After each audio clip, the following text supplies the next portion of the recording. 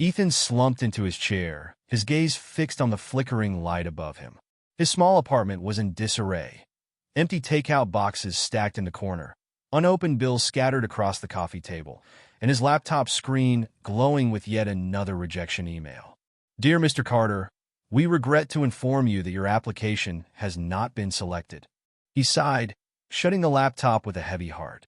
It wasn't just this one rejection. It was the 100th, maybe the 1,000th. He had tried everything, starting businesses, going back to school, fixing broken relationships, but every effort had ended in failure. His first business collapsed under debt. His second one never even got off the ground. College?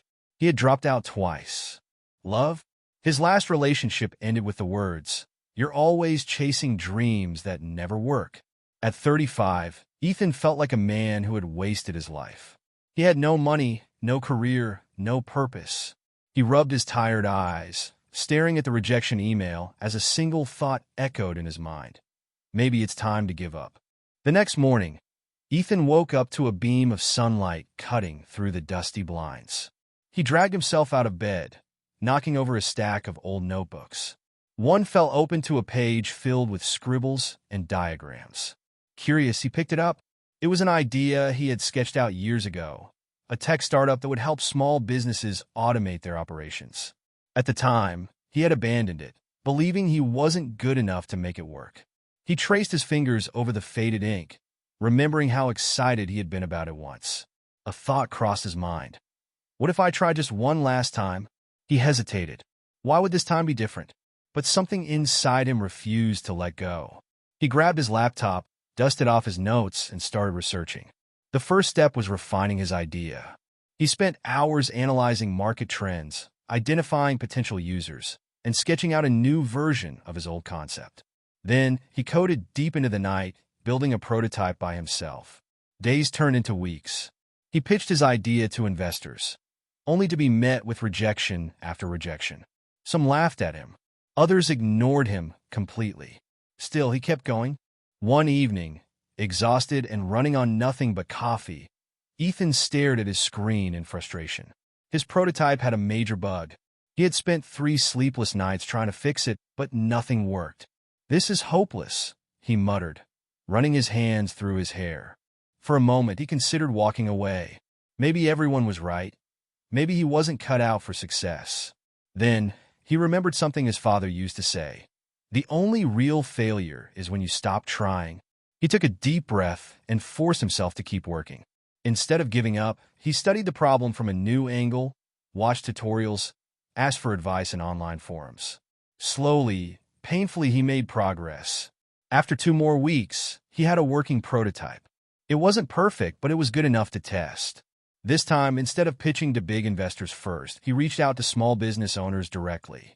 He offered them a free trial, hoping they'd find value in his idea. One said no. Another said no. Then one finally said yes. And another. And another. Soon, Ethan had a handful of businesses using his platform. They provided feedback, helping him improve it. Word spread. More businesses signed up. And then, something unbelievable happened. An email popped up in his inbox. Subject: Investment Opportunity. Ethan's heart pounded as he opened it. A well-known venture capitalist had heard about his platform and was interested in a meeting. By the time he walked into that investor's office, his software had over 200 businesses using it. He pitched his idea with confidence, not as a man desperate for money, but as a founder who had built something valuable. By the end of the meeting, the investor smiled and said, "Let's talk numbers."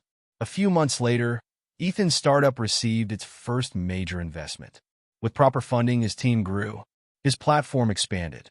The same man who had once been drowning in rejection letters was now running a successful company, hiring employees and changing lives. A year later, Ethan stood on a brightly lit stage, looking out at hundreds of faces in the audience. The conference hall was packed with aspiring entrepreneurs, many of them struggling, just like he had. He adjusted his microphone and began speaking. "For most of my life, I thought failure was the end. Every time I failed, whether in business, school, or relationships, I thought it was proof that I wasn't good enough. But I was wrong. Failure isn't the end. It's the beginning. It's the beginning of learning, the beginning of growth. the beginning of resilience. The only true failure is when you stop trying. The audience erupted in applause. Ethan smiled, remembering the man he had once been, the one sitting in a dark apartment, drowning in doubt. That man was gone, because he had finally learned that success isn't about never failing. It's about never giving up,